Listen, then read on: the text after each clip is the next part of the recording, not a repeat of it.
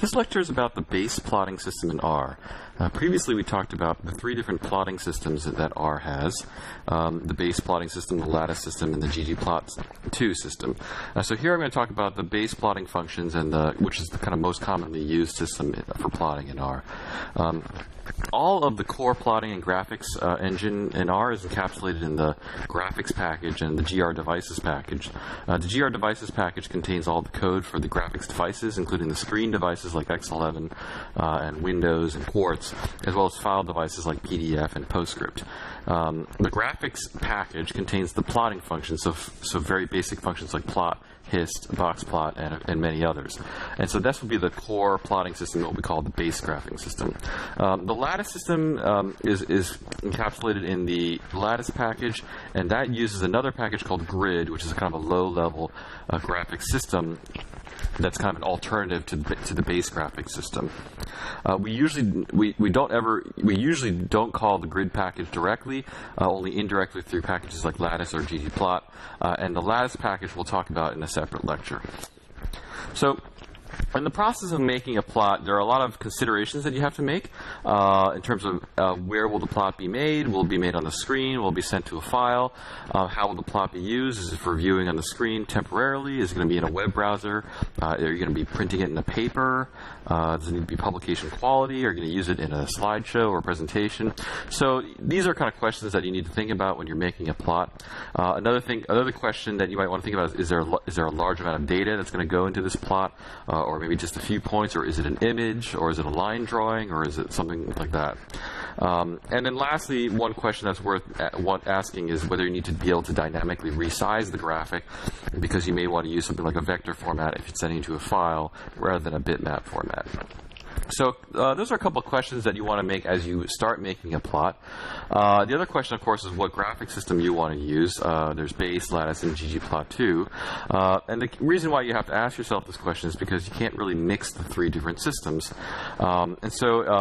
The three systems, roughly speaking, are, the base graphics has this kind of piecemeal construction where you put things together one by one through a series of function calls. The lattice system creates entire plots out of a single function call, so everything kind of has to be conceptualized from the get-go. And the ggplot2 system kind of combines concepts from both lattice and base. So in this lecture, we'll be focusing only on the base plotting system, and we'll be talking about creating graphics on the screen device only. So in base graphics, you're essentially creating two-dimensional graphics, and you have to do it in a two-phase process. The first process initializes the new plot, and the second phase, I should say, annotates or adds to an existing plot. And so there are a number of functions that are useful for initializing a plot, and then there are a separate set of functions that are useful for annotating a plot. So the plot function or the hist function are two examples of functions that are used for initializing a plot. And what they do is that if there's no graphics device open already, it will launch a graphics device. And typically this will come in the form of a window that pops up on your screen.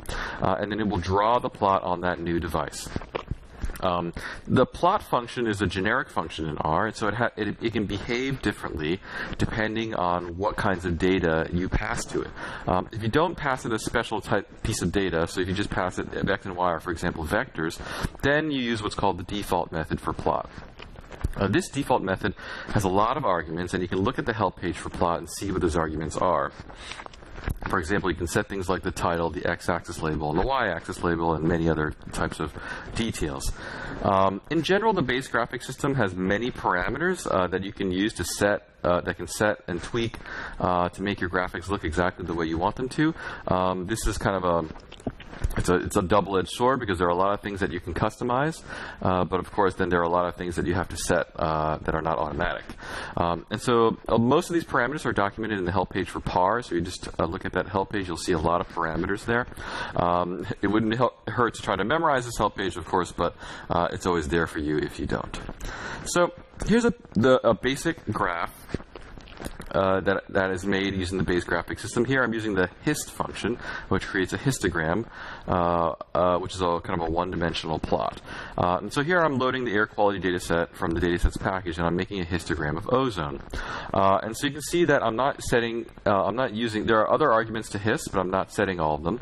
And so I'm just using the defaults for whatever there is there for hist, and it makes a simple histogram. And so this, if my graphics device had not been open in R, it would have opened the graphics device and then put the histogram in there. Another fundamental type of plot is the scatter plot, of course, and this can be created using the plot function. Here I'm using the same data set, but I'm making a scatter plot of ozone versus wind. And so you can see the default plotting, it says I don't specify any other arguments to the plot function. I'm using all the defaults here, and the default plotting symbol is an open circle with kind of a white background. And then finally, this is another function that initializes a plot. It's the box plot function. Here, and you can see I'm making a box plot of the distribution of ozone by month. So you can see the box plot function uses a kind of formula notation where I'm saying on the y-axis I want ozone, which is the left-hand side of the tilde, and on the right-hand side I specify what I want on the x-axis, which in this case is the month. And so the month is to kind of divide it into a categorical vector. Categorical variable, so for the months of May, June, July, August, and September.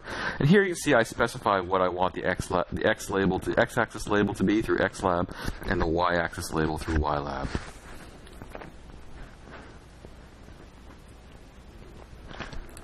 So there are a couple of key base graphics parameters that are useful to kind of keep in the front of your brain or at the top of your head, whatever you want to call it, because they are you tend to use them quite often. The first one is the PCH, or the plotting character or plotting symbol.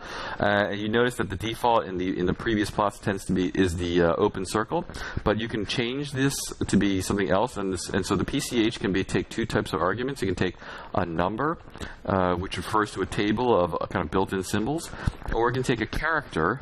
So it can take a character element, which will just be plot that character on the screen. So if you give it the letter A, for example, then it will use as the letter A the plotting symbol for all your data points. So sometimes this is useful for kind of self-labeling a plot. So you can say that all the A's represent one group and all the B's represent another group. The LTY is the line type, and so if you're plotting things plotting data that are lines, this will specify whether it's a solid line, a dashed line, or a dotted line, or a dot-dashed line, or etc. The LWD is the line width. So a lot of times you want to control the line width depending on how the plot's going to be used. For example, if the plot's going to be in a presentation where lots of people are going to be sitting in the back row, then you usually want to have very thick line width so they can see the lines. But if it's going to be in a publication where it's going to be in a journal or printed, and people are going to be looking at it much closer, then you don't need such thick lines.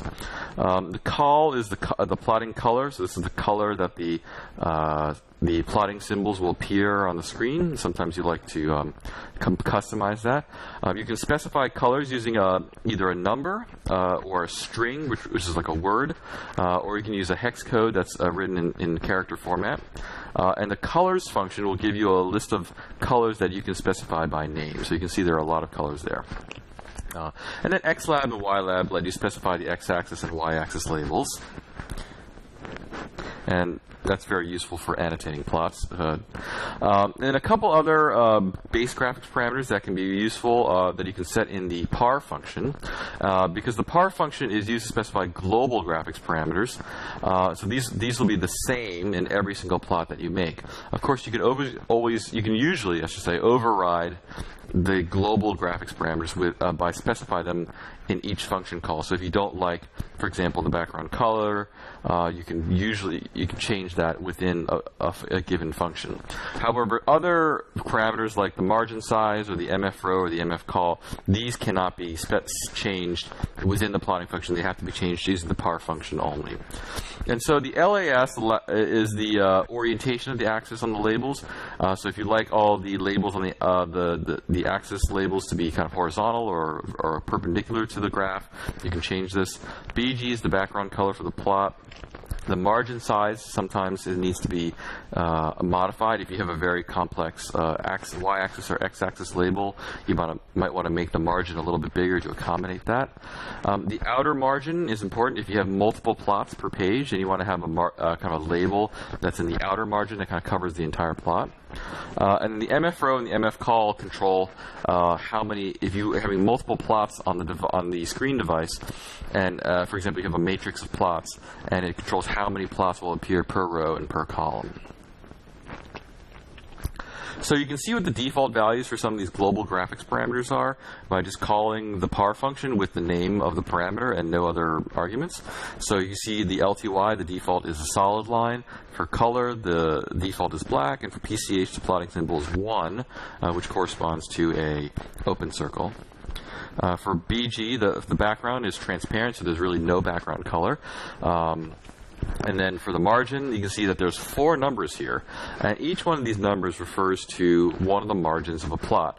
And if you think of the bottom of the plot as the first side, and then the left-hand side is the second side, and then the top is the third side, and the right-hand side is the fourth side. So you can think of starting at the bottom, going in a clockwise direction. Those are the 4 sides of a plot. And you can see that the bottom margin gets a size of 5.1.